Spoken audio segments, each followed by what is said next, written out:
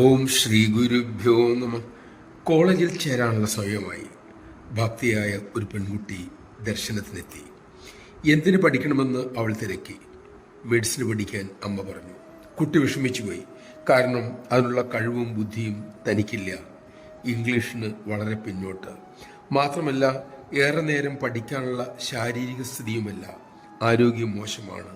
നേത്രരോഗം വളരെ കഷ്ടപ്പെടുത്തുന്നു. അവൾ തൻ്റെ വിഷമം അമ്മയോട് പറഞ്ഞു. അമ്മ മെഡിസിൻ തന്നെ പഠിക്കാൻ പറഞ്ഞു. ഒടുവിൽ പഠിക്കാൻ ചേർന്നു.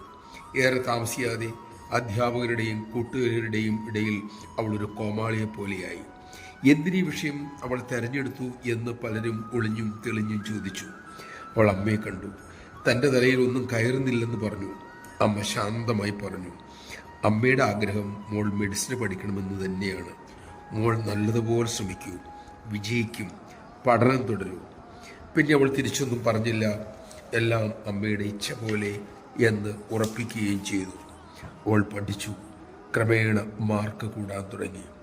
അധ്യാപകരും കൂട്ടുകാരുടെയും മട്ടുമാറി. ഒടുവിൽ ഉന്നത നിലയിൽ വിജയിക്കുകയും ചെയ്തു. നമഃ ശിവായ. അമ്മയെ ആശ്രയിക്കുക.